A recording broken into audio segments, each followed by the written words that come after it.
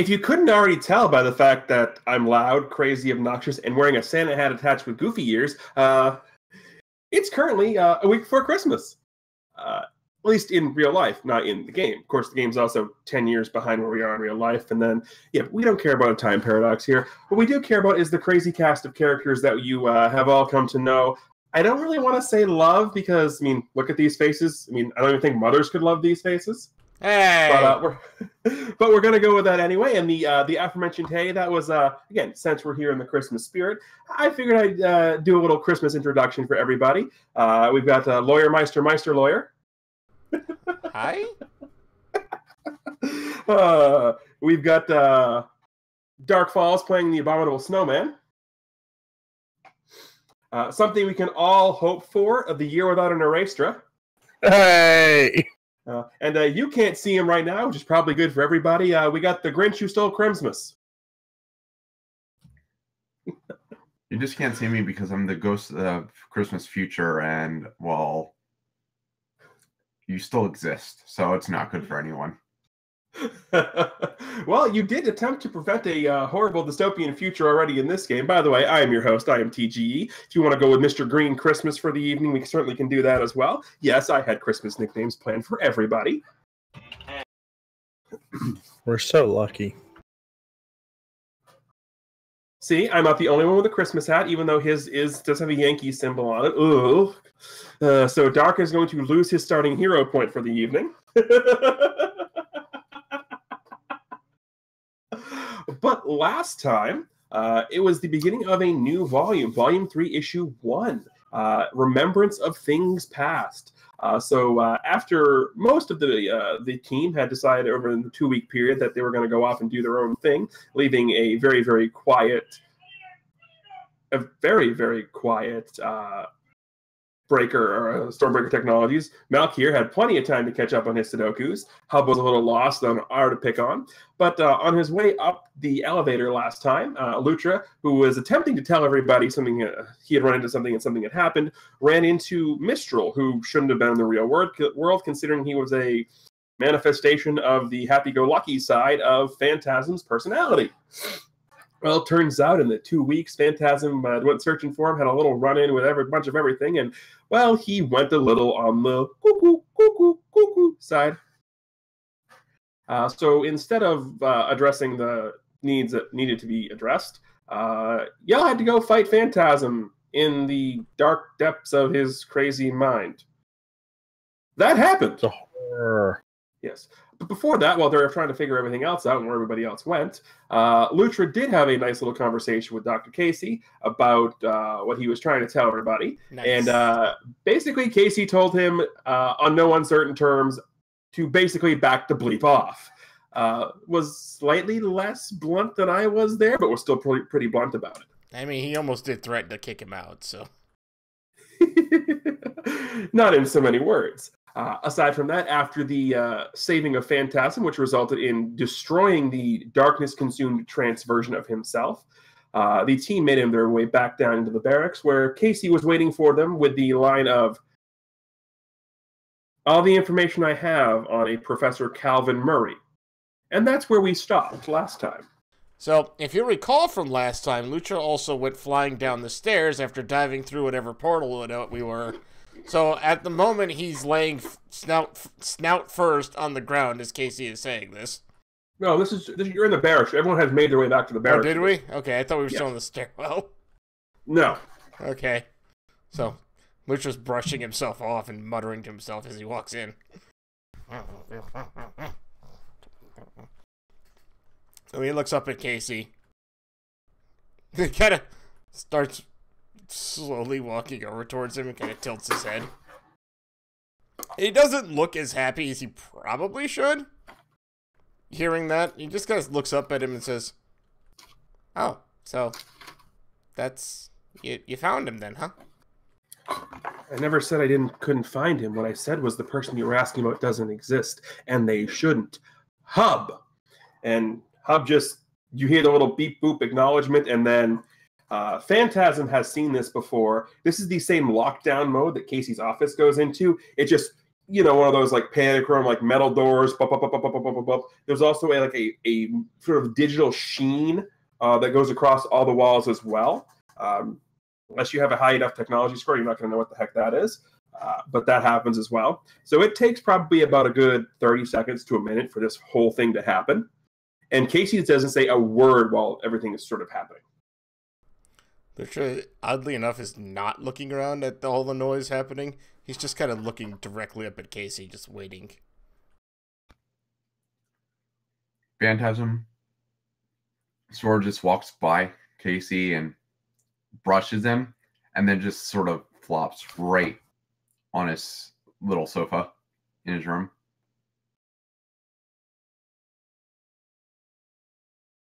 Just keep the door open. You'll want to hear this. What made you change your mind? Nothing made me change my mind. Really? Because you were not going to help me.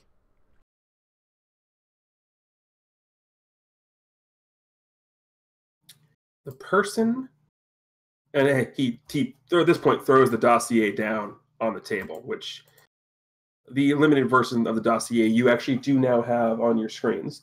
The first thing Lutra will notice is that the picture on the front of the dossier does not match the Dr. Yoris that he knew.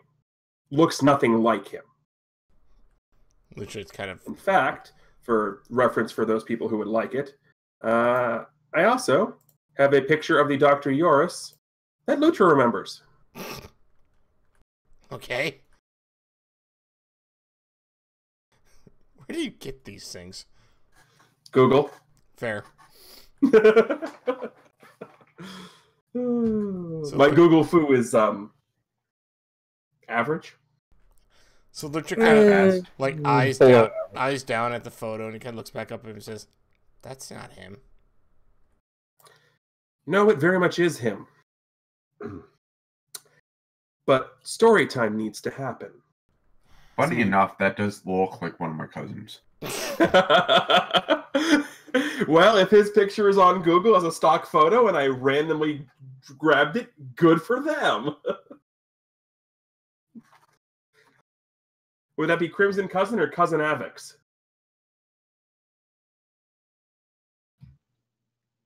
All right, one of those nights. Gotcha. I don't know. So, between 1999 and 2005, there was a secret project that was being held in the desert. I know, I was there. Right. But did you ever ask yourself how that place fell? I really didn't know it fell until we went there, I guess, about 2 months ago now. Right. 4, but... Oh, right. Sorry, being asleep for 2 months is kind of weird.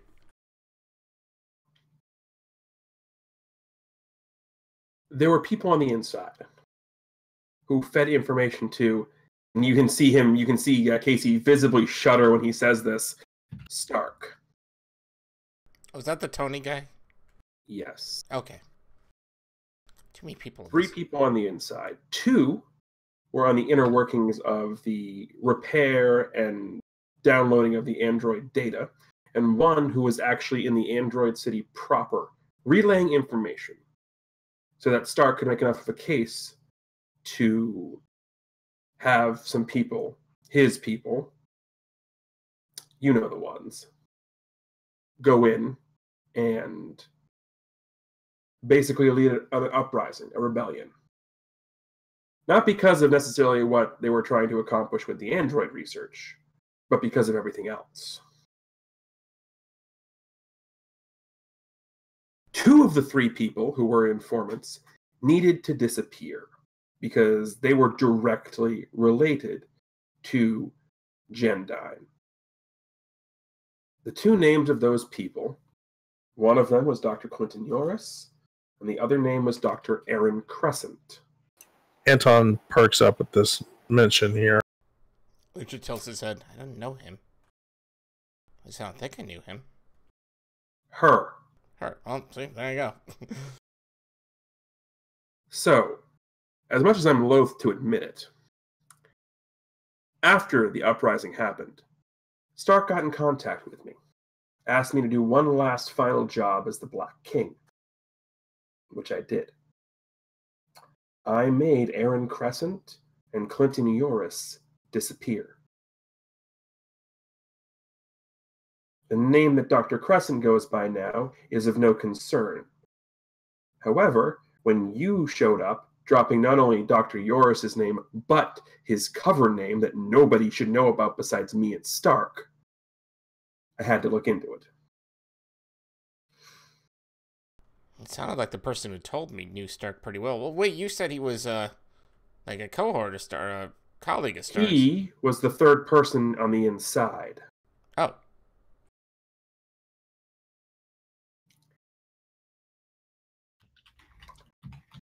Mm-hmm.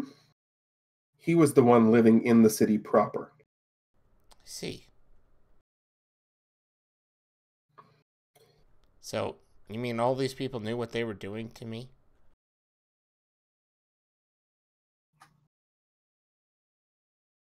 I don't know if Dr. Crescent knew what was happening in Project Farah.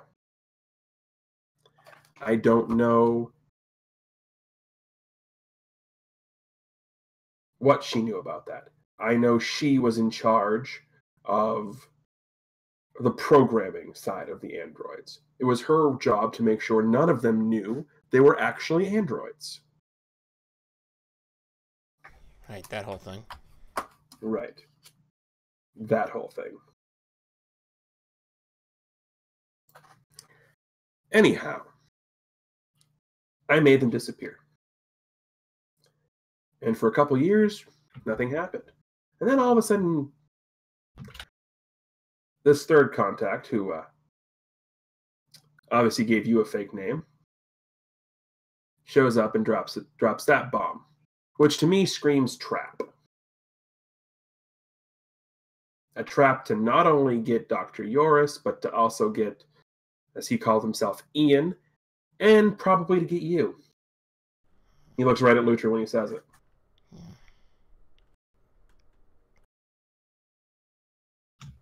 So we don't know this person who told you Dr. Yoris is in trouble? Oh, I know him very well. Would you like that dossier as well? Okay. He grabs another folder and throws that down. Is that Adam Sandberg?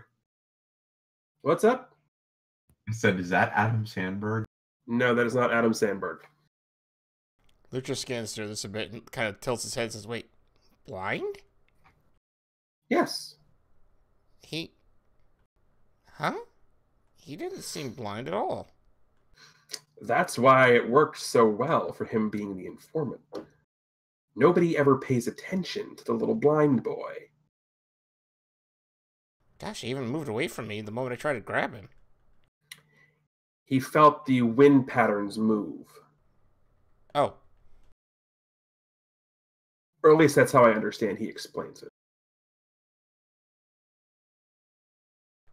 Lutra looks through Casey's dossier, and then kind of his eyes kind of widen and says, wait, 1-year-old child named Brandon? Does Anton recognize him? No, Anton would have... well, give me an insight check.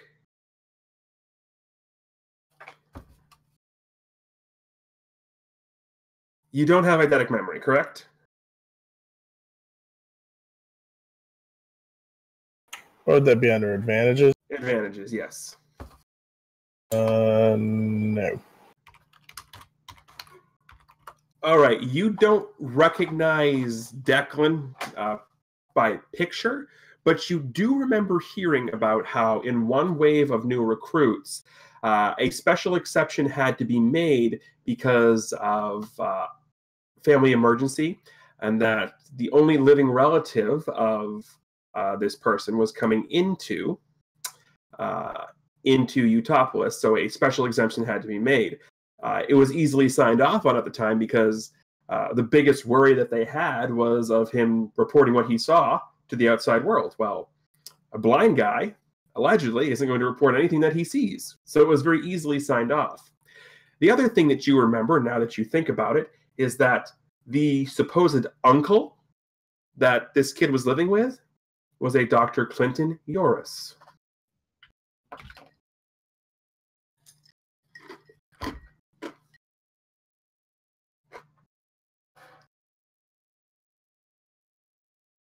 So Anton's at this point quietly listening to Lutra and Casey go back and forth and not wanting to divulge anything just yet. Just minding his kind of memory. Lutra's kind of just blankly staring at this thing, saying, "He had a son named Brandon? That's what he called me? He engraved it in my crossbow."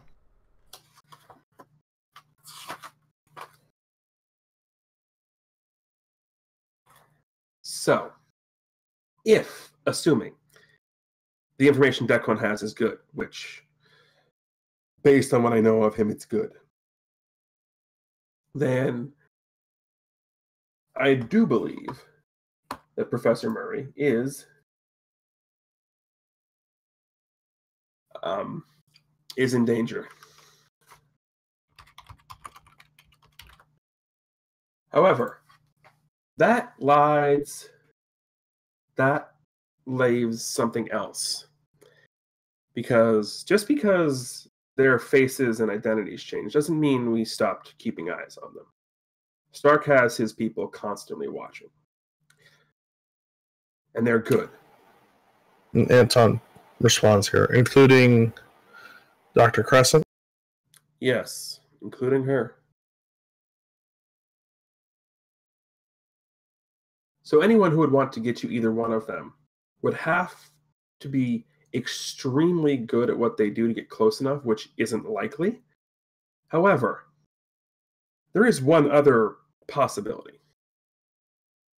See, back when I was doing the whole Black King thing full time, when people wanted to make someone disappear, there were two people they could call.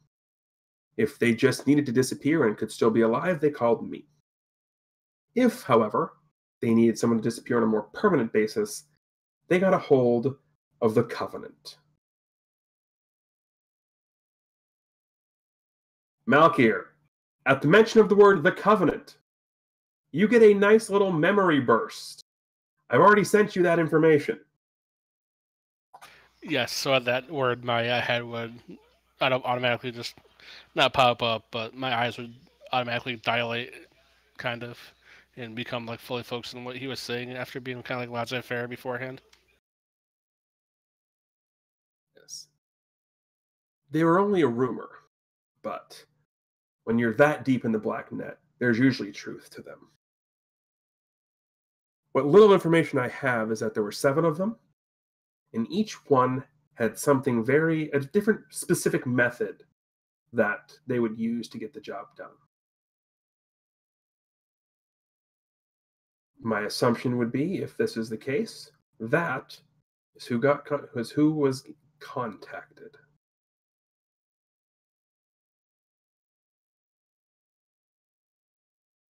So, if this covenant is involved, Lutra,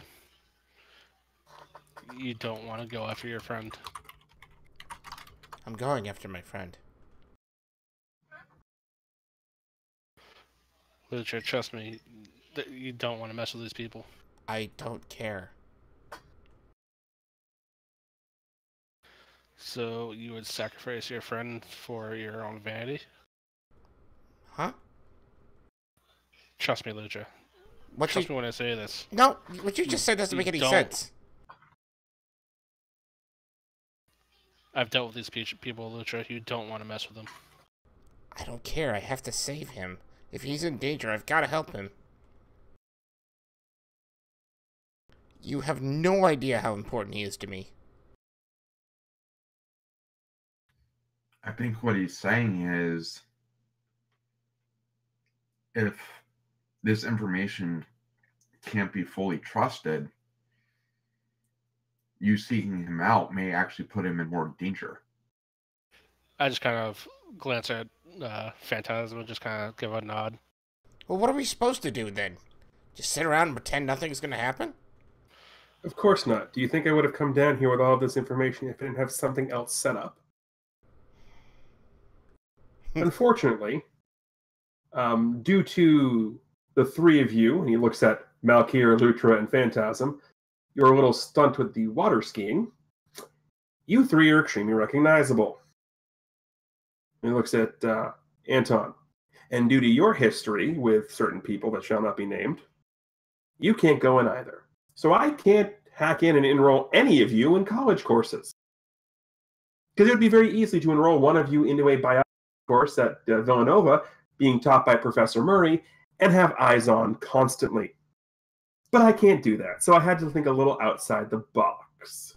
I mean, I could change what I look like. Yeah. And immediately let Dr. Yoris know that something's wrong. He designed the belt. He knows what it can do and what it looks like. Yeah. This has to be done in a way that as few of people as possible know what's going on. If it gets tipped off that we know,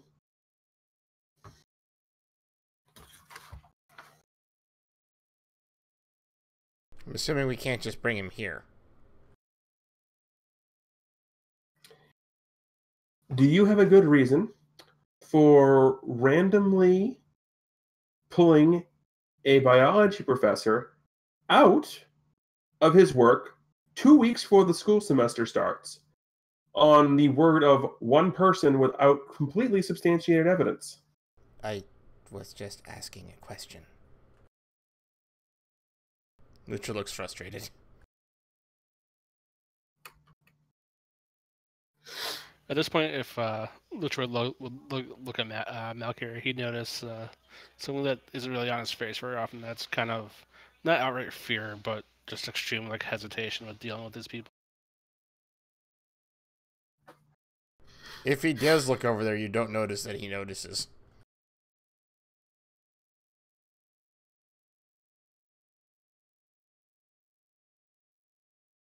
So what do we do? Well, what we do is we let the person who have establishes your contact on the inside keep his eye on what's happening, and he makes contact. And at that point, we act and react to his information.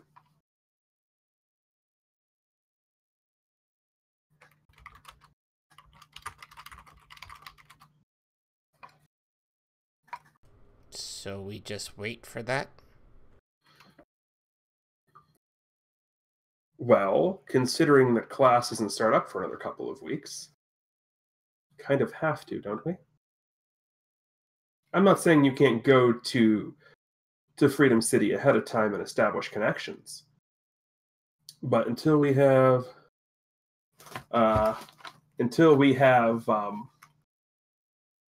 concrete proof, we can't do anything. Out of game. Where's Freedom City? Philadelphia. Thank you. In game. Where's Freedom City? It's what Philadelphia was renamed to after the Terminus invasion in '92. Oh, okay. The what? Yeah, never mind. I probably wouldn't understand it anyway. It's a long story, Lutra. I'll bet.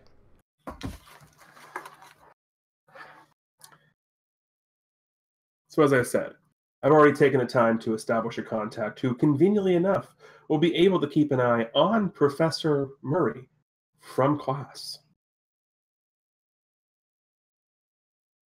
Oh? Yes. And before you look at me like that, Malkier and Phantasm, I'm not just establishing you guys with a contact who you wouldn't know or trust.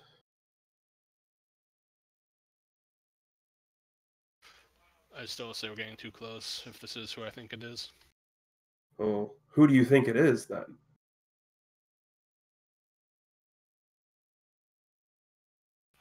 You guys know my past. I've told you most about where I came from before I met up with you all. I used to be involved heavily with these people. They're not good news. Wait, you're saying you know them? You could say that, yes. Then you should know who we're looking for. I know what they went by. I don't know their personal name, just like they only knew me by my code name.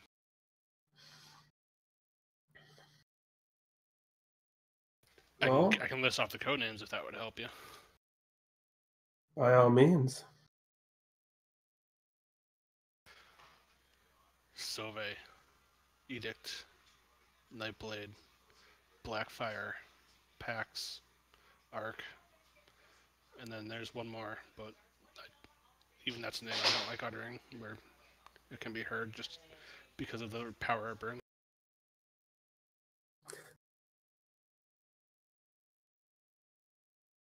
I'm going to assume then, based off of your reaction, it's this seventh one we should be worried about.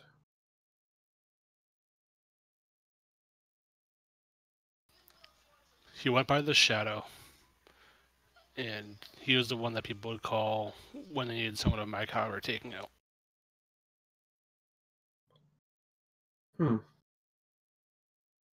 So you feel that this would be who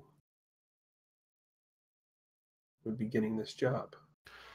It could be any of the six, but odds are it would be him.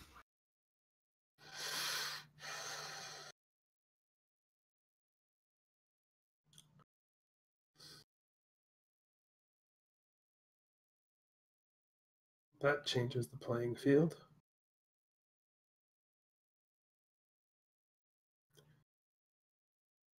I've only ever heard rumors of his existence.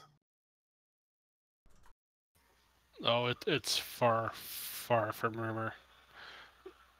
And trust me when I say I don't get eerie over many people. And quite frankly, I don't know if I could take him in a fight. I've never tried. Well, lucky for us, it wouldn't be one-on-one, would it? I don't really think it matters.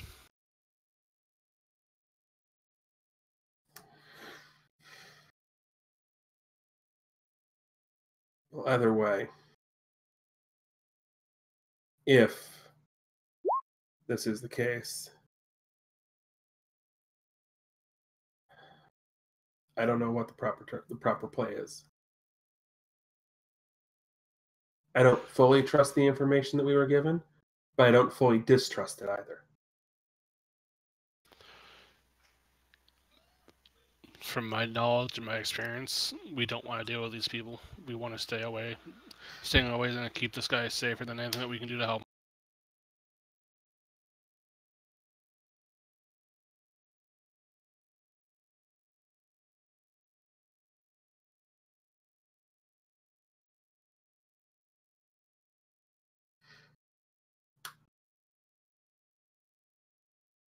This Malkier kind of just drops his knife, like point down to the ground as a kind of like a point. and it lands standing straight up in the floor. Well,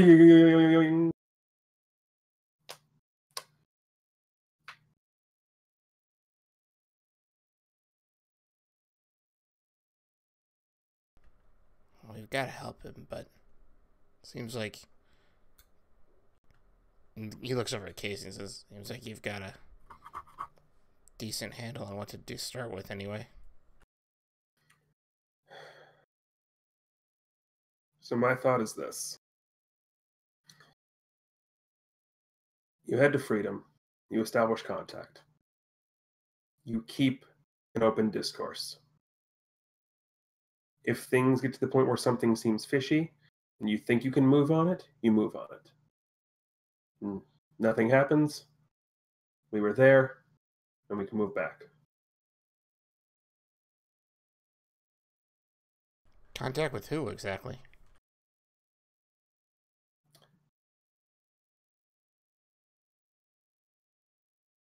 Casey looks at his watch, looks back. You see him go 3 on his fingers. 3, 2, 1, and then the only screen in the room activates as like a video call is coming in. Goes over, hits the button, and you all see a face you recognize. It's the Anton will recognize it too. It's the same teenager you just rescued from being kidnapped.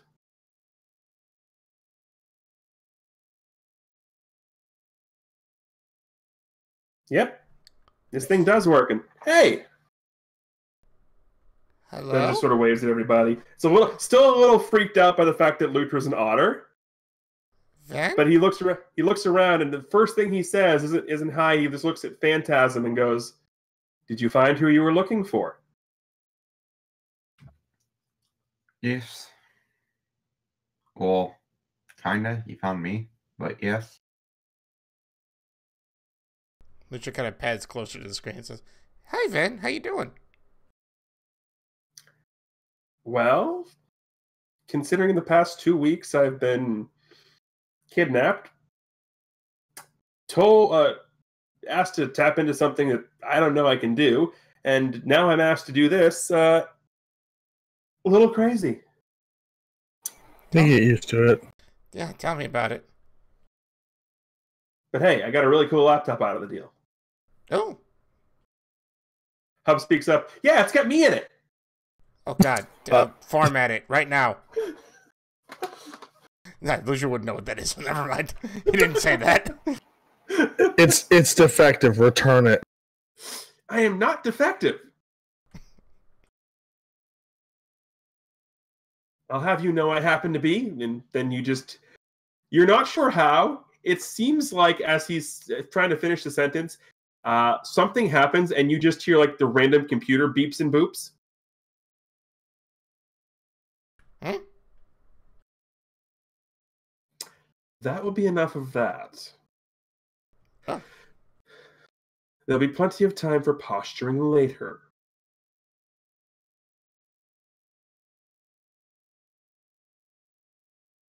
So yeah, apparently I just have to keep an eye on one of my professors. This is weird. I'm not sure how to do that, but Yeah, for now, I think that's it. so yeah, so apparently this thing has a connection, and when you guys get here, you're supposed to call and let me know. And Awesome. he seems like everyone but Lutra will give me an insight check for this, because Lutra would not actually understand this one. Boo. Fant will get it. Malkier will get it.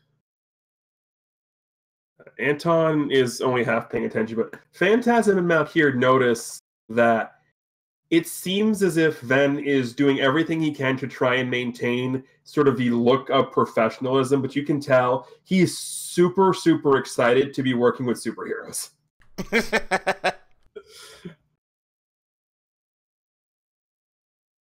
I'm not sure if Anton's noticed the calls on yet. He's sort of distracted. With good reason. Right. Not that anyone else knows the reason. Well, when we get there, we'll come see you and I'll give you a big hug. That's okay. No need for hugs. Oh. Lucia looks sad. The rest of you will pick up for free that he's completely unsure of if Lutra's real or not.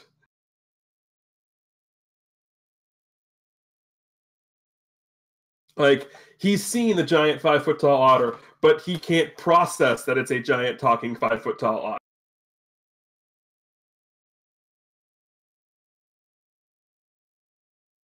Lucia kind of pats his way and his tail kind of like slowly droops behind him a little bit.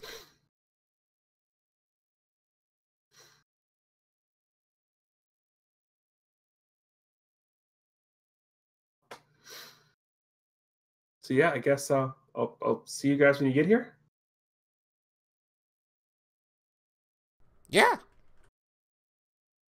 Then the call just sort of does the whole TV fade out black screen thing.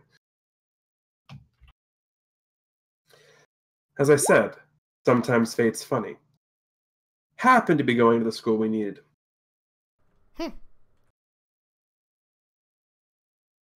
That's pretty cool. And if what you tell me about him in the future is true, hopefully he comes into that ability sooner rather than later. Yeah, well, I think we've already changed what happens because he didn't know me in the future.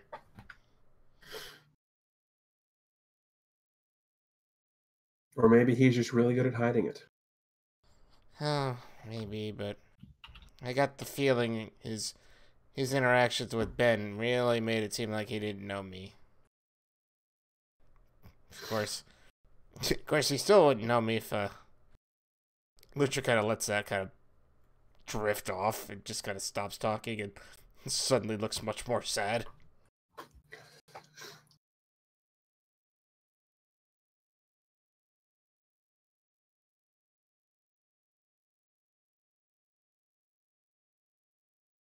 At this point, Malkier would kind of like excuse himself to his room to make some phone calls that he would have to make after hearing those names.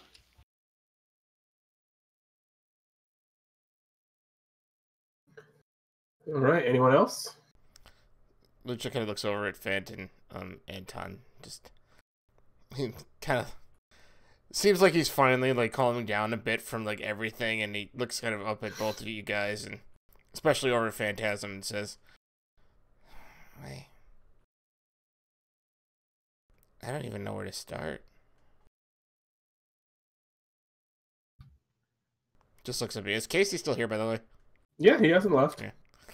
Kind of looks up at all of you guys, all of them, including Casey, and just kind of says, I'm just really sorry, guys. Nothing to be sorry for. I mean, all of us have issues. All of us have things that we're working through.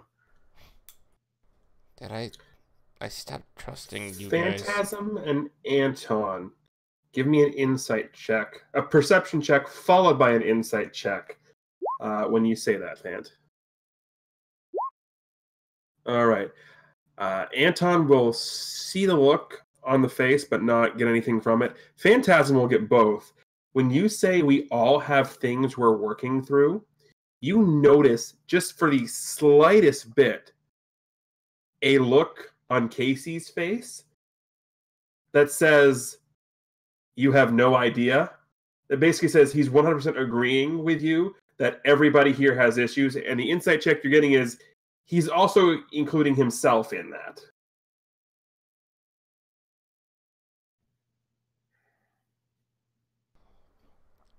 Fan, I stopped trusting you. And it felt so right at the time. I don't even know how to begin to say I'm sorry about that. You do realize, Lutra, that pretty much the time that we were in Egypt, I realized that by whatever I say and whatever I do, that you would not stop trusting Dev. I had to do what I had to do in order to free you. I'm not holding it against you. Lucha nods quickly. He's like, I know everything now. I felt it when I was, I guess, inside of her head. But I just feel... I'm the reason that you guys got attacked. Ben and Ven got attacked here.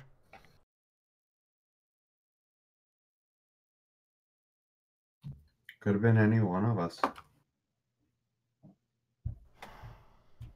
But the thing is we're still here. And we still all have something that we need to work towards. But blaming yourself is not going to help the situation. And all it's going to do is make you lose focus of what we have to get done. So the best thing you can do is put it behind you and remember that you're part of the team. And if we didn't want you here, we would tell you to leave. We want you here, Lutra. You are an invaluable part to our team. As you say that, Lutra actually kind of looks back up at Dr. Casey. Yes. He doesn't say anything. He just kind of looks back at him real quick and just kind of looks back down and says, "Thanks, Fat." Oh yeah, Hub, if you wouldn't mind, and the same sort of process of the room going into, DEFCON 5 levels is now disappearing. As that happens, Lutra just kind of like gives another sigh and he looks over towards Phantasm and says, "Fant, I got a question I want to ask you. It's been bugging me for a little while now, and looks over at Anton. You too, Anton. I think both of you could probably answer this for me." Ask away. He looks up towards you with this hopeless look in his face and asks the question, "Am I stupid?"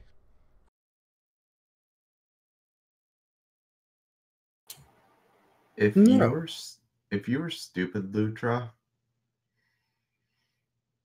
we wouldn't have had to go looking for you because you decided to activate your stealth and sneak off the ship before we could to go find a place that was buried in the sand. Lucha sighs. It's like, I feel like I never understand anything like that. I always ask questions everyone laughs at me about. You don't even know. I actually ran away in the 2 weeks between today and when all that happened. And, I get back and I've got this information and I ask about it, and just asking about it was wrong apparently. It's not that it was wrong to ask about it. We are here to help you understand that not everything is sunshine and rainbows in this world. And you're still new to this world. I know you've been here for a few years, but you're still new to this world. You have some naivety to you, which is not bad. You're still learning that the good in people doesn't always exist. But you see it, and that's not a bad thing. It's actually something that we need on our team. We need someone to see the good in people because, I mean, if you wouldn't have seen the good in me, what could have become of the whole situation? We need you to see the good in people. We're just here to help you understand that sometimes that good just doesn't exist like you think. And she kind of takes a moment and kind of looks up at you and in tears a bit, and then he just kind of hugs you tightly. "I'm so sorry. Thank you so much." No need to be sorry, Lutra. We're here for each other. We'll be here for each other.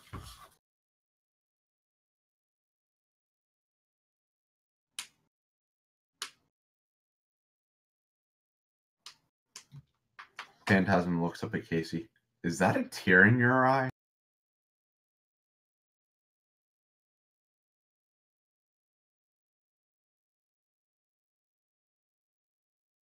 Maybe, maybe not. But if it is, it's not for what you think. He leaves you with a little smirk as he walks off. Hey, Casey, before you get too far, He stops. where's the third dossier? The third dossier is irrelevant to this current predicament. It's not irrelevant to me. He sort of looks for a sec. He goes to say something, stops, and you can see him processing something in his head. He sort of looks and goes, "I'm going to tell you the exact same thing I told Lutra." The person you're looking for no longer exists. And he walks off. He does say that a Yeah. lot. Anton just kind of looks dejected by that and just kind of frustrated with Casey.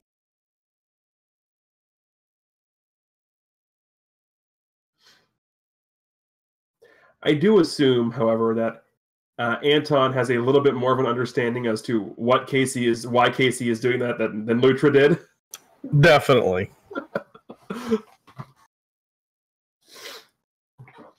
All right, so let's shift scenes for 1 second. Malkier is making some phone calls. Yeah, Malkier would be calling certain people that he was still in contact with from his past to find out exactly who he's involved with at this point. You get, well, go ahead and roll me a d20.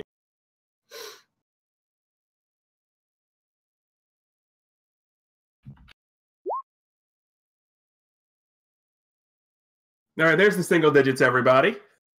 You know what that Had means? to happen at least once. Yep. To be fair, It's empty. To be fair, this was just a random roll for things. 95% of the people that you try to get in contact with have the same reaction you do of basically, we want nothing to do with this. You know better than to bring this up. What are you trying to do? Get you and me killed? Like, nobody is willing to give you information. Except Which is about one. what Malkier would expect. Right. Except one. It's weird because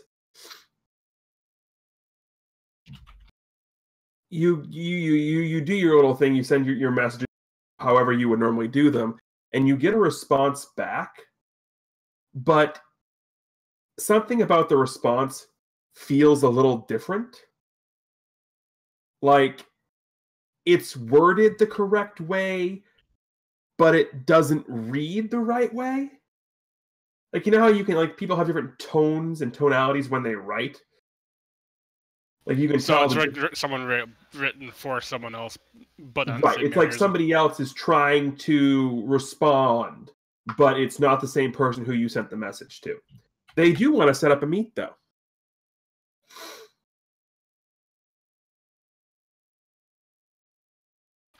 Would he have like the same, or would X person have like the same like protocols in place as far as like, Yes, goes? All the protocols are correct and right. It's just, you know, the person involved, and the response feels almost juvenile.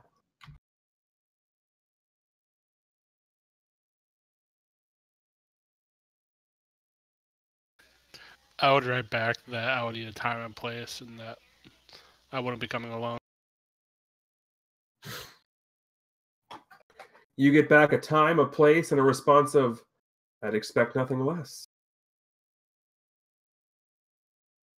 The time is midnight. The place is a cemetery overlooking the Golden Gate Bridge. At this point, I would have everyone come to my bedroom if they so choose. By the way, this correspondence does take probably a good 3 to 4 hours to do all of that. So if there's anything else that wants to happen in the interim time before that, we can do it quickly. Okay. Also, before I forget, I'm going to give hero points all around for the RP in that scene because that was damn good. Thank you. Did we start with one from the session too? Yep. Cool. I didn't know if this was like a continuation from last time. Sorry. Fan is napping in that short time period. Lutra kind of looks still exhausted. Lutra kind of looks over at Anton and says, "So what happened to you, by the way? Hub showed us a video. You just disappeared." Yeah, that was interesting. Apparently the amulet had some words it wanted to say to me. And not so many words. Oh. What did it say? It said you're an idiot. Not you, but me. Oh. Lutra looked like kind of like shocked the moment you said that, and then it's like, oh, okay. You actually hear a little chuckle from Hub at that point. Lutra kind of looks up and says, "Yeah, that's kind of what I was thinking too." Okay, so why were you an idiot? Long story, and that's not important. Oh, But okay. with all the revelations that we've just had from Dr. Casey, I do need to mention one thing to you. To me? Yes. Oh, okay. What's up? So, there's a fourth person that knows about this Project Utopolis and all of that. Oh? Me. Which kind of wise eyes. You? I was head of security over the entire site. I didn't know that there was a 5-foot otter on my base. Oh. Or I would have objected. But, yeah, I'm partially responsible for your imprisonment. He kind of tilts his head and says, well, I don't think... Lucha kind of shakes his head and says, it's not your fault. Clearly you had no idea who I was, because obviously you would have known me before this happened. It's not like I have a forgettable face or anything. Kind of smiles. So I don't think you had anything to do with it. Well, I was responsible for making sure the facility was secure and that these doctors that were dealing with you were safe. Now, I know Dr. Crescent was not involved. I don't know about the rest of them. Oh, I see. She kind of pats up and pats him on the shoulder and says, so, what happened when I escaped?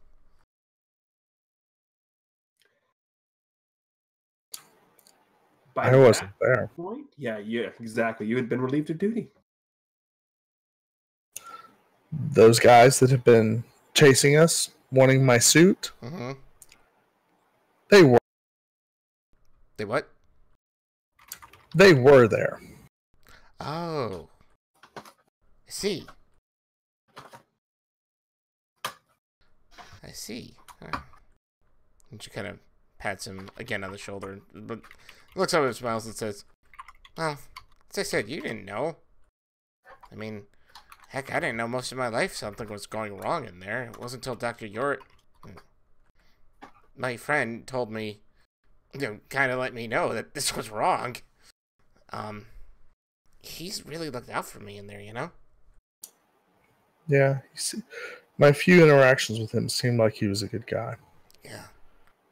But these people know me, so be careful. Oh, we will. We're being very careful. Remember, we're not even getting too involved until we know something's going on. That concerns me. Yeah, I know. I'd rather just grab him and, just keep him safe, but I guess that would draw too much attention. We could do a stealth snatch and grab and not tell the others. It just shakes his head. No, I'm not. I'm done with going behind people's backs right now. At this point, you'll hear her speak up. Also, I'd be obligated to tell them. Yeah, see, Hub would be able to. Don't make me smash you. Don't smash Hub. It's okay. That would end badly for you. I'm Rock. You wouldn't shock me. Yeah, I'm not talking about me. I'm talking about what Dr. Casey would end up doing. Get smashed by another rock? Highly unlikely. Let's not smash Dr. Casey either. Let's go get lunch, Lutra. I can make lunch here. Okay, let's go make lunch. That sounds good. Right. What are we having? I don't know. Let me think here. Lutra looks through the fridge and... you know what? I'm just going to roll it. Let's say roll it. Let's just see here. Sandwiches. They're damn good. Good Hey. sandwiches, but just basic, sandwiches. Apparently, what you guys didn't realize is that in the you all were gone. Hub and Malkier has been eating like a champion, so there's some leftover pulled pork in there. Ooh. Hub's recipe. Pulled pork. Malkier's like a hidden culinarian. Gourmet, food critic. Malkier understands how to go into the Hub search bar and says, "Make pulled pork," and the Hub bots make it. Right? Malkier's figured that out in the 2 weeks where everybody else was gone. Well, no, because Malkier lived alone for God knows how long. So Right. for all you guys know, he could cook. Right. So suddenly, like, Malkier's got like this random, like, pseudonym blog site that's like this food critic thing. It's super popular and all this. Yelp.com/Malkier. Right. What really And happened at that point, Lutra left Food Network on, and Malkier couldn't figure out how to turn off the TV. So yes. So Malkier can cook, but he can only cook the recipes of the Barefoot Contessa. Good eats. I mean, and then as Anton's looking for the forks because they've been moved by Hub again, he finds the drawer of all the microwavable food that Malkier's really been eating. right. It's funny because it's all you think that, but then you like lift up a couple and there's like a bunch of like kids style snacks, and there's like you're like, wait, why is Ben down here? Well, he's practically had the entire place to himself, for crying out loud. Yeah, you get like the kids cuisine and all that. Right. Anton can. I'll give this one to Anton for free. He probably figures that with everybody gone, Ben just sneaks down here and uses the big computer screen to play video games on. Can you blame him? Nope. No.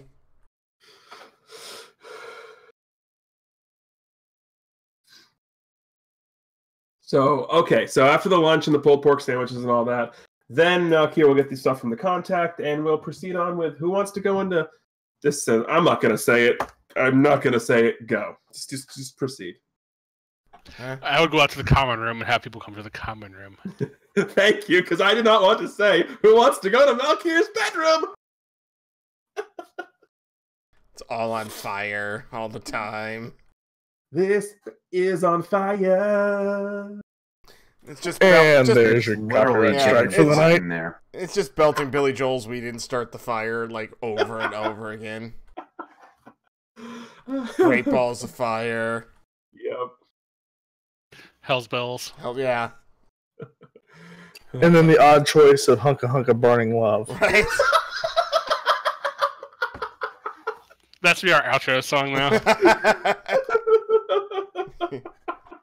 If I could only get the digital rights to that. So, Lutra pads out to the common room with Malkier. Hi, Malkier, what's up? Oh, I made sandwiches. You want some? You have some leftover pulled pork, and that's really good. Malkier kind of just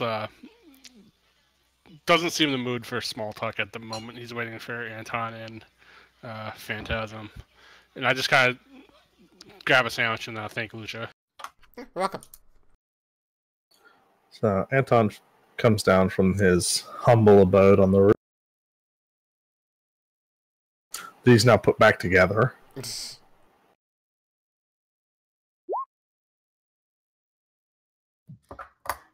It literally takes you guys 15 minutes to realize that Phantasm is still asleep in his room. And he's not responding to anything. You're lucky I rolled a 3. Lucha kind of like looks around. It's like, oh, Fat's out here. Hold on. Goes over to Phantasm's room and kind of gives him a gentle nudge. Yes, Lutra. Malkier has something. I guess we should probably go listen. Phantasm mutters a 4-letter word that Lutra can pretty much discern is a curse, but cannot be stated on these channels. And then Phantasm sort of just slowly gets up, like wobbles a little bit just because he's still exhausted Right. and he's still like half asleep, and Lutra helps where he can. moseys on down.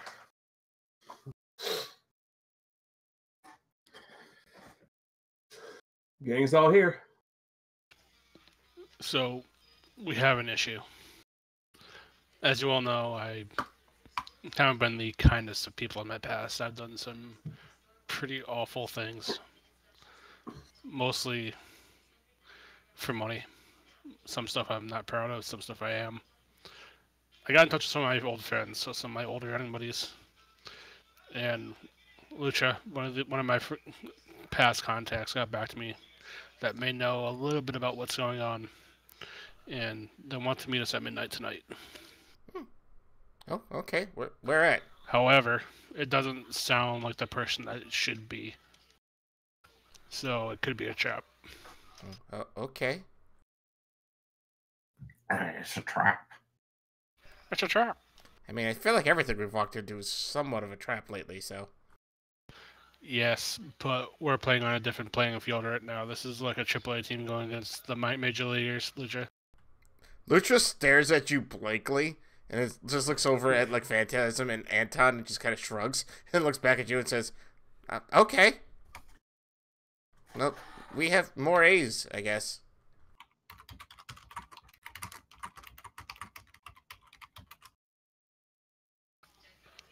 Good conscience says, though, we are going to be going head first into a trap. I still feel like I have to go. If you guys want to come, you're welcome to. If not, I'll go by myself. No way, I'm coming with you. Should we set our own trap?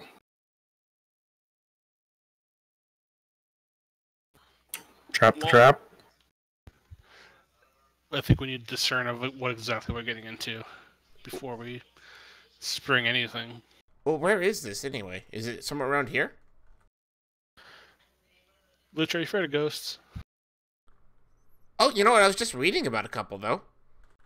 I really like... None of these are Casper.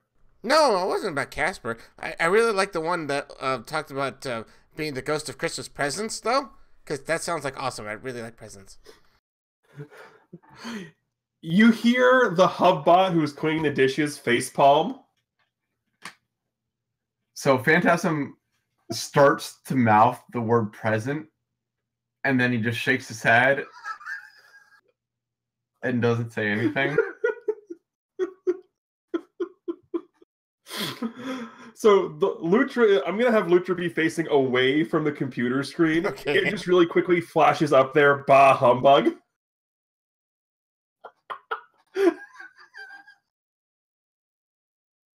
It goes back to good eats. Nice move there, Hub. The computer, you sort of get like one of those 3D face on the computer, sort of nods at you and goes back to good eats again.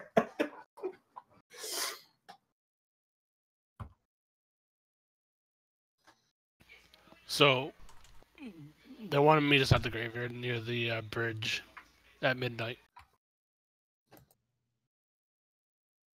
Oh, okay. There's not much around that could be trap-worthy that I can think of. However, it is out in the open. So, God knows what we'll be getting into, guys. Oh, I mean, I can go in pretty stealthy. With these guys, that won't work. Why not? We're facing professional assassins, Lutra. Yeah, I'd be invisible. I'd be missed. I'd literally be the Earth, so I think we're good. Hub speaks up, but who's gonna miss you, Fant? Missed. M-I-S-T. Oh. Missed. Oh, I heard missed, M-I-S-S-E-D. You've got to enunciate better. He just kind of smiles like... You gotta shut up more. Right. Lucha kind of smiles and said, see, I understood that one, so... I feel smart.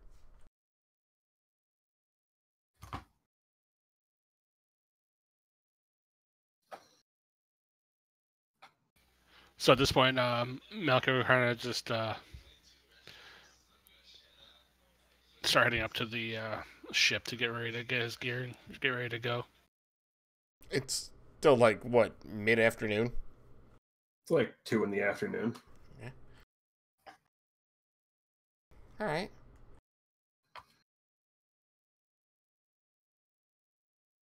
When you said 4 to 5 hours would pass, I figured it'd be later in the early evening. Actually, yeah, good point. It would Yeah. be because Lucha was going to run noontime, so yeah, it'd probably be about 6 or 7 at this point. All right. Okay, that makes more sense. Yeah, let's go eat some more. What'd you say? Go eat some more. It's dinner time. We just ate. Grab a sandwich. Let's go. But I'm fine. I'm not gonna have time to make dinner unless there's a kitchen on the plane. No, There's I don't have a everything kitchen else. on my plane.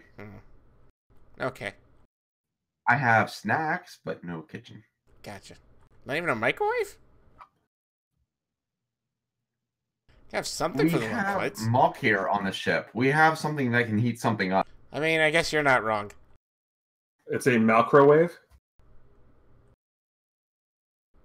Lucha thinks to himself for a second. He goes back into his room real quick.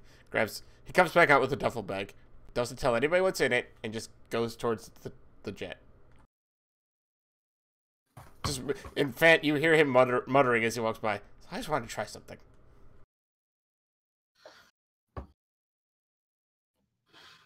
He glares at Lutra as he walks by.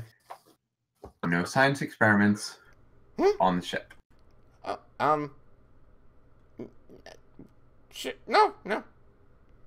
But she just kind of like keeps walking.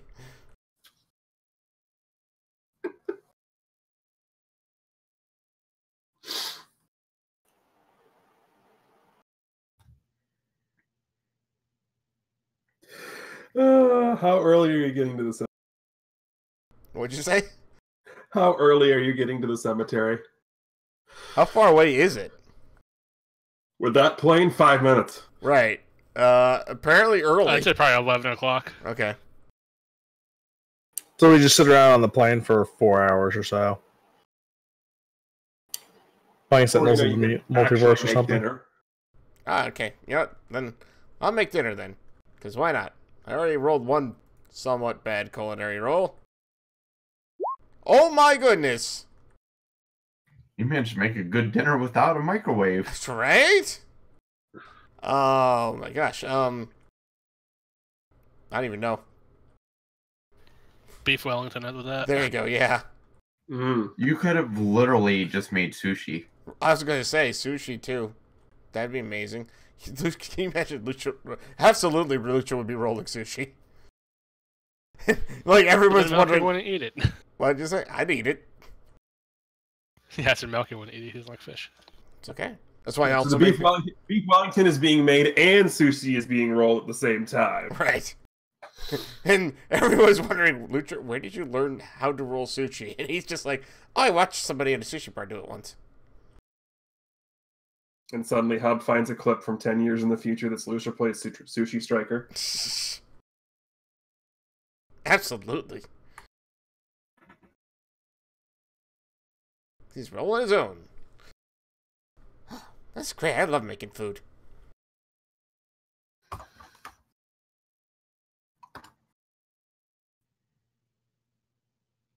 Fant walks back and grabs one of the rolls and goes back to his dashboard and sits down and is toying around with the HUD up there. Just programming some.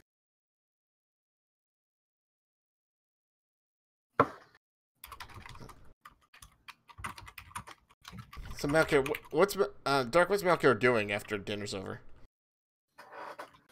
Malkier would be on the roof, just kind of like absolutely lost in thought of what exactly we're getting into at this point. And just like, not pure hesitation, but concern. Gotcha. So he wouldn't necessarily be aware of his surroundings?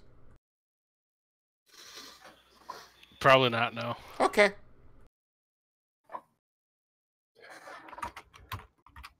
And he's not to take getting spooked kindly. He's not spooking you.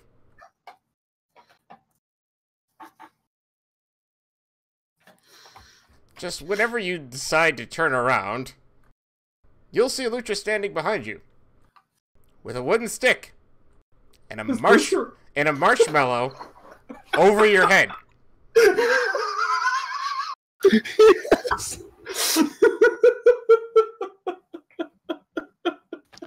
Lutra, Yes? you realize it takes conscious thought for me to turn my flame abilities on, correct? He kind of looks back at the marshmallow, looks up, and he's like, no, I didn't, actually. Also, OPT, I'm very disappointed in you right now. Why? Because this is Christmas time. It was the perfect opportunity to have a chestnut. Marshmallow worked better on the stick. True, So, but it's... right as Malkier says that, Fant picks up just a spare piece of paper, crumples it up, and throws it at the back of Malkier's head, trying to trigger the flame to react.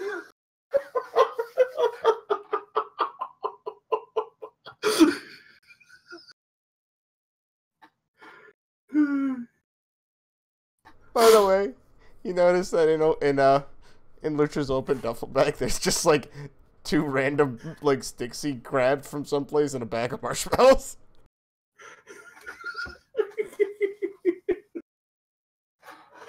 Hey, Lutra, toss me one of those. I want to try. Lutra tosses in the bag. I don't really like marshmallows much, but everyone says they're really good when they're toasted. I just hold my finger to the marshmallow and just totally blacken it, just so it's absolutely charred. Oh!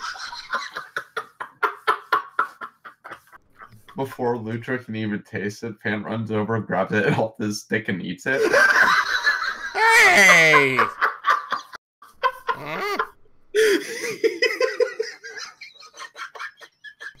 Lutra frowns. And then grabs another one and holds it up to Malkier. Hey, could you do that again? He does it again just to appease Lutra. Oh, thank you.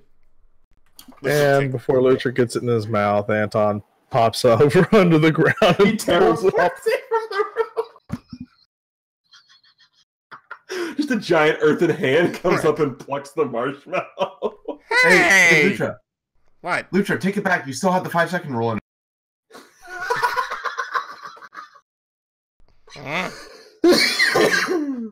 She kind of frowns, grabs another one, just kind of holds it towards Malkier.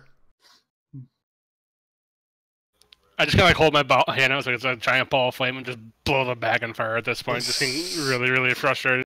Nice. Because of all the fire, the Hobbot appears on the roof and sprays the marshmallow with a fire extinguisher.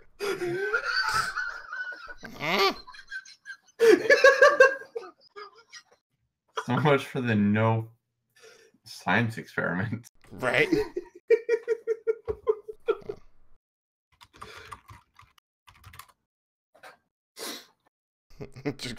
Looks at the what is it, CO2 covered marshmallow, charred marshmallow, and just goes to eat it anyway. It's really cold, Right? Super ice cold. Make a Right. fortitude save. Hold on, let me pull the sheet up real quick.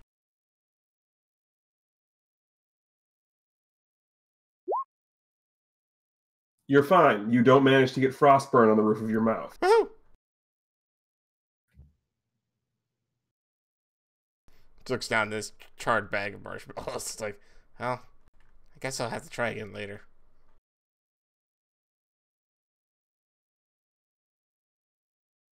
And with that, Lucia goes to walk onto the jet.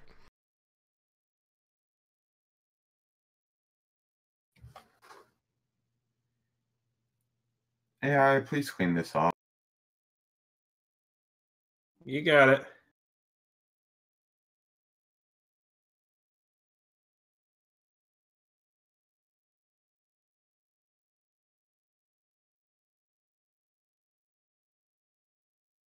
Bant waits until everyone's off the ship and then engages its cloaking mechanism and walks off.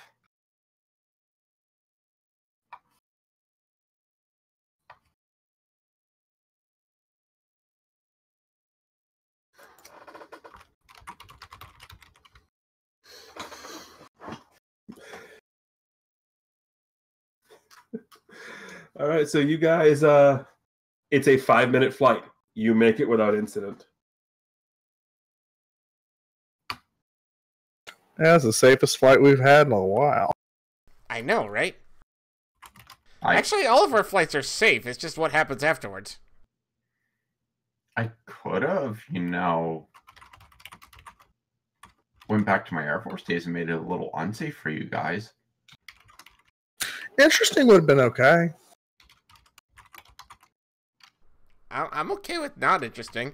I think considering the last time we were all together in this plane, we were flying so fast it almost fell apart. True. So, as we're approaching the graveyard, Phantasm just sort of looks and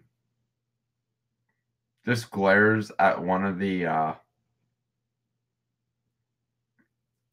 gravestones, and he's like, I didn't actually think that gravestone existed.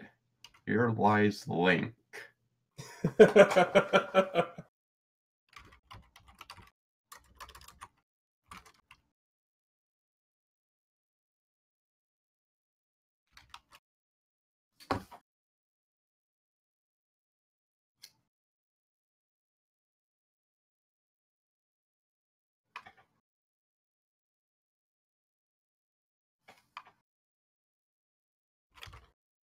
Here lies Link.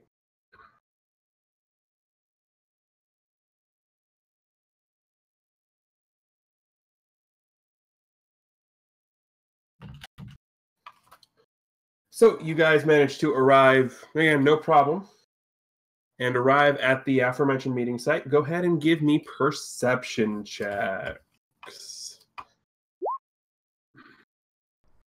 I do have dark vision if that makes any difference here. Oof. Second night of the night in 2 rolls.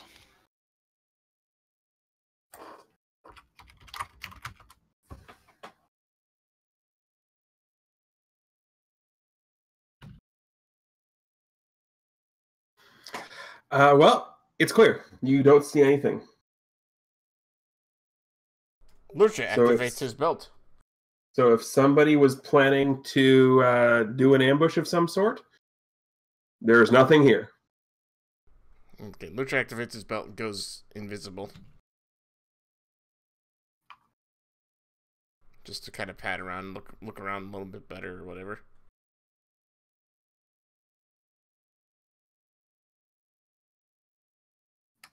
Yep, it's a cemetery. It's kind of creepy, actually, because it's 11 o'clock at night. So Malkier would also kind of just get really, really defensive at this point. Just kind of knowing what he's possibly getting into. Lutra, invisible, looks over at Fant and says, so why do you bury people anyway?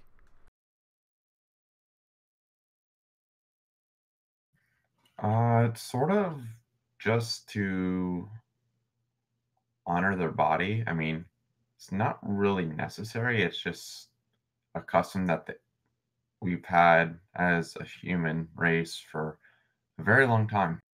Oh.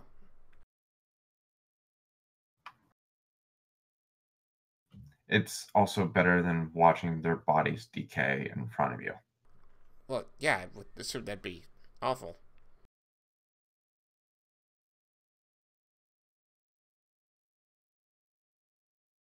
Lucha's almost a little too naive to really understand the creepiness that would be in the graveyard, I think.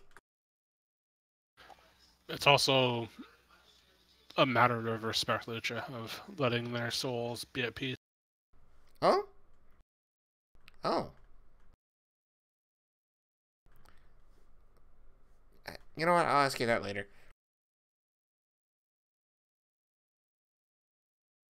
As it goes back to, like, paying attention to see what's coming. Although, again, none of you can see him. Well, I think Anton still kind of knows where he is. Yes, because of Anton's tremor sense, he will know in the general area where Lutra is. Right.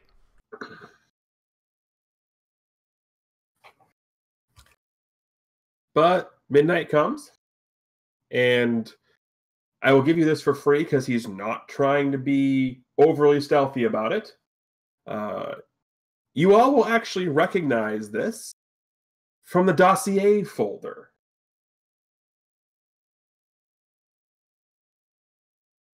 Lutra recognizes him from the park bench.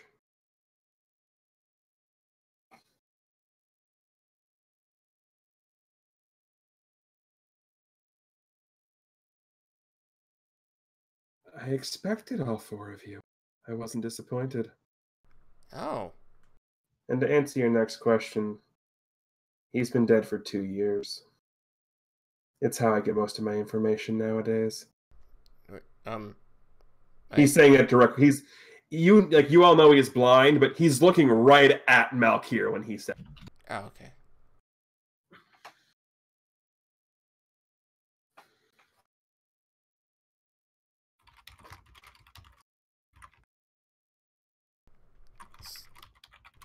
So Lucha looks towards him and says, "Oh, you're well, you told me you were Ian, although I guess that's not actually your name." No, it isn't. And I'm going to guess Casey informed you. Yeah, I did. I also guess I don't really need to be invisible with this belt, do I?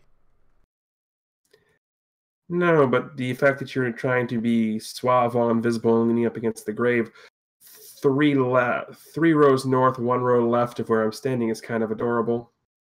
Well, I didn't think it was gonna be you. Of course you didn't. Lucha turns his belt off.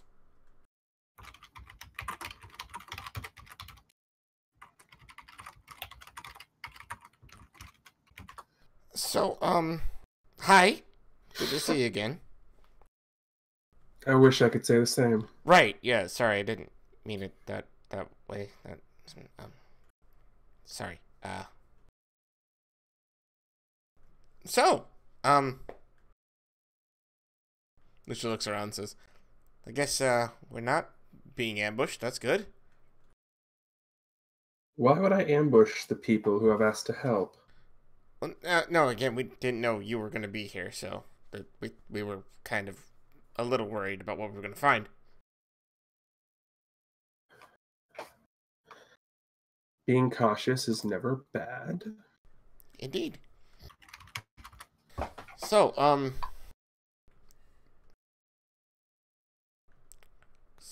I just kind of look at him and just kind of like cut in and just be. Malkier would just be like, "What exactly are you doing here?" You were reaching out to people for information on the Covenant. Yes, I was reaching out to specific people, and you are not one of them. As I said before, the person whose phone you were trying to reach is dead. Okay, but how did you get his information? How do you know? How did you know his protocol? I'm very good at what I do. As I said before, nobody ever pays attention to the little blind boy.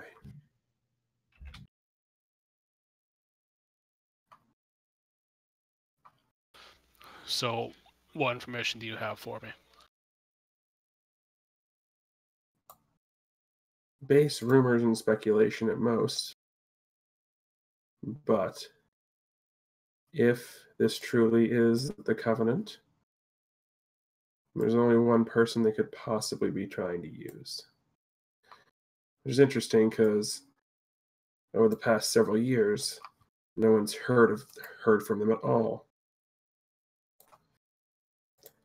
So the fact that they're coming out of the woodwork for this is very, very interesting. But there's one person in particular who'd be able to get to everybody.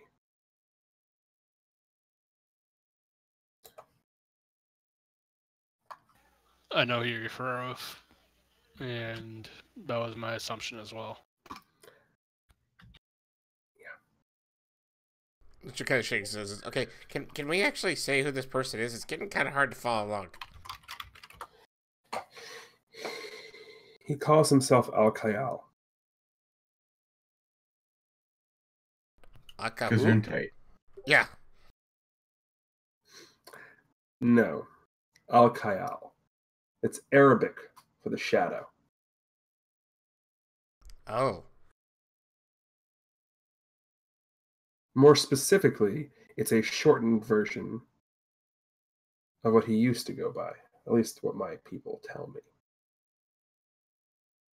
Originally, he went by Raish al-Khayal, Shadow of the Demon.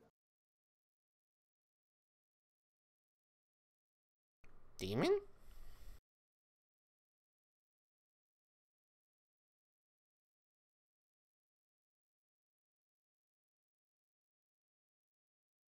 Okay.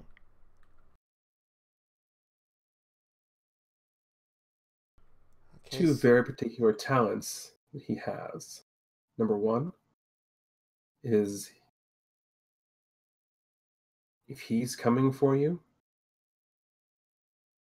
you won't know after the person is dead. It won't be able to be figured out that it was an assassination because every single one of his assassinations has been covered up by some sort of accident or catastrophe. Or at least that's what the rumors say. Malkier is remembering all this, and everything that he is saying can be corroborated. You definitely know he's telling you the truth from the rumors.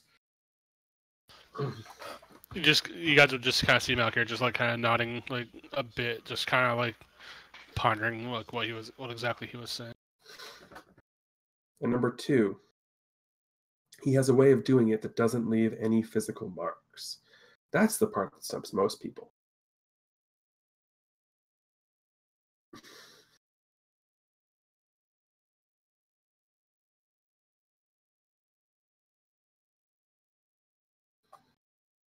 Okay, so if he's going to be killing or attempting to kill the person we're kind of looking for, are we looking for like an accident to strike or something? Basically, yes. And it has to be an accident that's of large scale significance. So it's not just going to be a one-car crash. Right. It's going to be something like a stadium collapse, a train accident, a plane crash, fire in a large building, like a science building. Oh. Oh. Oh dear.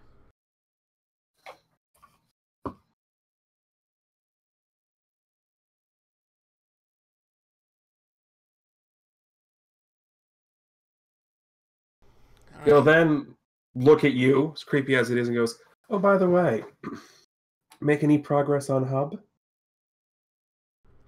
And because Lutra has dark vision, he sees the smirk on Declan's face. Lutra shakes his head and says, No, Casey's kind of just on the... Well, it's just the AI he made for the building. Fair enough. However, if you're ever bored one day, might I suggest looking up the information on one Hunter Barlow? It might help you. Hunter Barlow? Yes. Anyway, that's what I know about your shadow.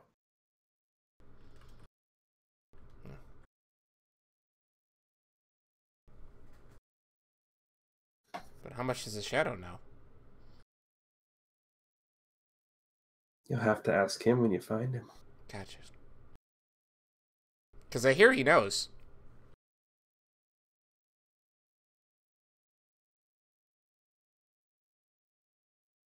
And as Lutra is talking about the shadow knowing, Declan just sort of slinks off a little bit and is gone.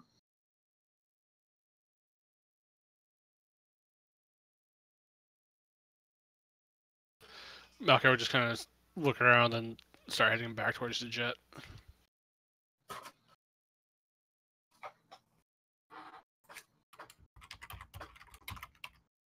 And she kind of shrugs and kind of starts following along.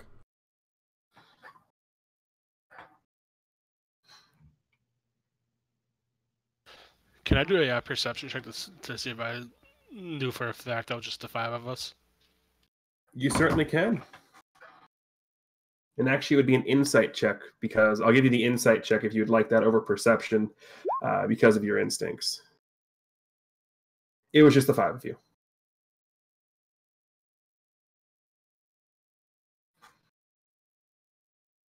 Your instincts tell you that, and you know for a fact that based on how he knew the protocols, what Casey has told you, you are 100% sure that there's no way Declan says any of that if it's more than the 5 of you.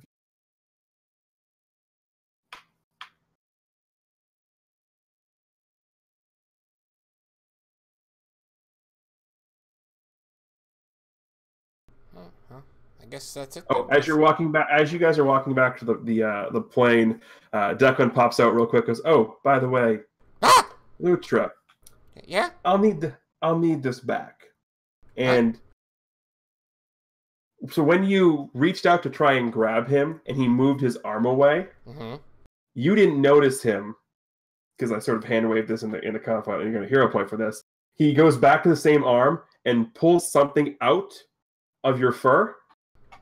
And materializes a little, what seems to be a two-way radio frequency device. Hey! You can take a hero point for me planting one on you. That's not very nice, sir. As I said, no one ever pays attention to the little blind boy. And more importantly, I needed to know, to be sure that you were following up on the lead. And any information you could have given is always great. Just remember, Lutra, the right information, the right piece of information is more powerful than 1,000 heartbeats. Jakai tilts his head. It's like, okay. And he, this time, just casually walks off. Like, hands it, like, you would expect him to have the walking stick, but he's just hands in his pockets, casually walking off. Like, he can see completely where he's going. Does the whole, like, CSI Miami Horatio Caine, throw the sunglasses on, because, like, the blind person glasses, and just keeps walking. Phantasm's kind of tempted to go trip him. Lucia looks over and just like, don't bother. He can actually, he's more reactive than you think. Yeah, no doubt. He has heightened senses. Do you want to see? Let's just go. Guess that means that entire conversation we had wasn't as secure as we'd hoped it was.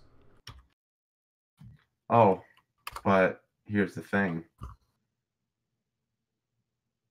Casey's building, he didn't hear anything when we were secured. Remember, that blocks all frequencies. Oh, right. I didn't remember that because I wasn't really sure. What'd you say, Malkier? Faraday's cage.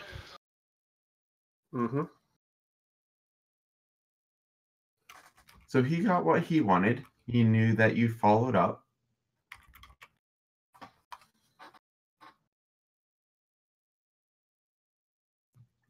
I don't trust the bastard worth a lick, but no, hey, we have what we have.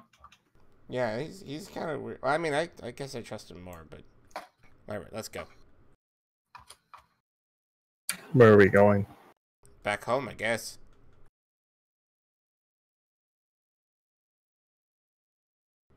Pack up and get ready to go to Freedom City. Yes, I guess. I don't even know. I really don't know where we're going at this point.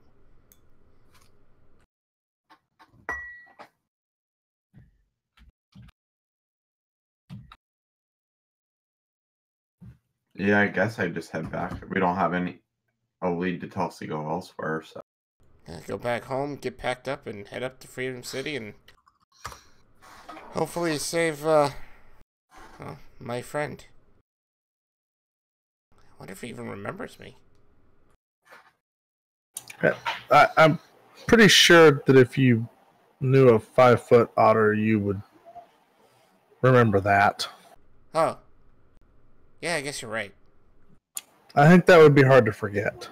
Right. Just just remember for right now, his safety is most paramount. I know.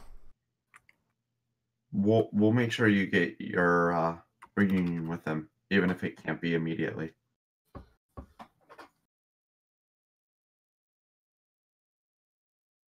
Yeah, gosh, I really would like to talk to him again. I mean, he'd probably be just insane with, how far I've come along.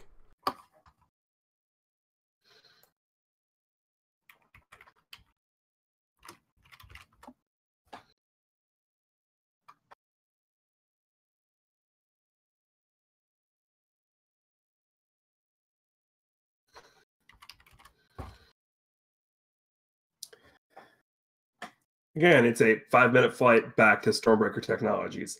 It's not that long of a flight. And she gets off, stands on the roof, and just kind of stretches his arms out. It's like, what a day.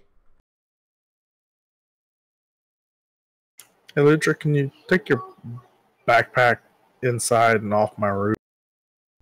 Yeah, sure. Absolutely. She grabs his duffel bag. Takes his sticks and just kind of tosses them over the side. Phantasm walks to the edge of the landing pad and sort of looks out over the city.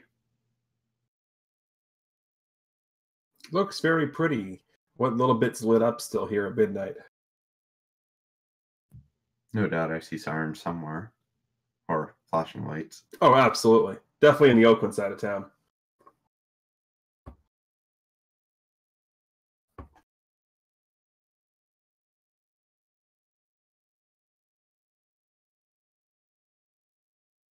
Malkier would just gonna go to his bedroom and kind of think things over to see what else he'd jiggle is in his head.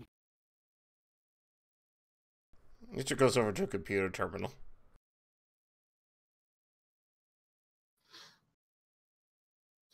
It's like, hi, Hub. Hello. How you doing? Functioning. Functioning's good.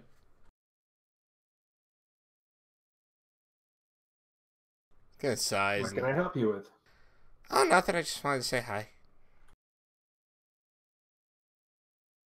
Okay.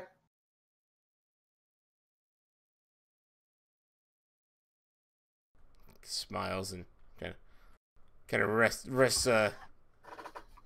his arms on the table or the computer desk, whatever he's at, and kind of stretches a bit and is like, Hub, I gotta be honest, I missed you while I was gone.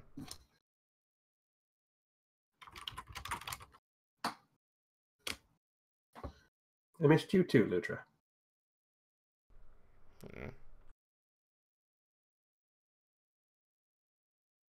I said it before, but I'm sorry I snapped at you when I left. I was angry, but not at you.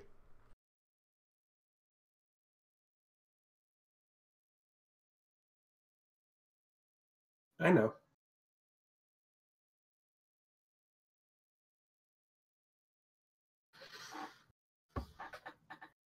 All right. So before we end the session, because this is a comic book, you're going to get a little teaser end tile trailer. So as everyone's sort of doing what they're doing at the end of the night, the scene is going to shift a little bit into a room that we haven't been to, that nobody's seen, into a silhouette of somebody who you think kind of looks like the silhouette of Dr. Casey, but you're not sure. And he's standing in a room, and this silhouette, this back outline, is looking down at what looks to be some sort of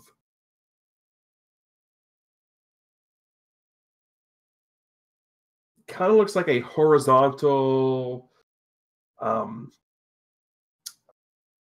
oxygenation type of tube. looks kind of like that, like a. It's almost like a very advanced looking Iron Lung, and we just see the silhouette there standing, and the last frame you see is the tube itself. This oxygen hydro tube has an open window in it, and laying in this tube, there seems to be 12, 14-year-old boy just sort of laying there, what appears to be in stasis. And with that, we are going to call it a night. So first things first, thank you all very much for watching. As a reminder, this is going to be our second to last week broadcasting here live on twitch.tv/randomania2. Starting on Wednesday, January 2nd, the new year, we will be moving to our new home at twitch.tv/Bay City Chronicles. So please, if you have not done so already, hit that follow button there so you can make sure you know when we go live. That website, the Twitch site, will also have a link to all of our previous episodes on the YouTube, which we will be uploading to that point when we switch over. I'm sure we'll get that website for you as well. For that, we also have all of our Twitter accounts. Specifically, follow twitter.com or at Bay City Chronicles. That's CHRNCLS for random periodic updates, not only for when we go live, but also the continuing online banter between Hub and Lutra. Yes, that's a thing as well. So for the logistical side of things, this was 1,000 Heartbeats Part 1. So we're going to be, again, continuing on, so there will not be a PowerPoint award yet. You guys are getting a big old reward at the end of this, though. Keep track of all your hero points, because those will be moving over to the next session. So I believe it's everybody has 2 and Lutra has 3, if my memory serves me correct. Yep. So again, keep track of that. Hope you enjoyed the little teaser scene there at the end. And with that, thank you all very much for watching. On behalf of the normal cast of characters here at Bay City Chronicles, I am your GM, the Greenleaf Effect, saying thank you all for watching. Have a wonderful night. And of course, well, keep hailing. Good night, everybody.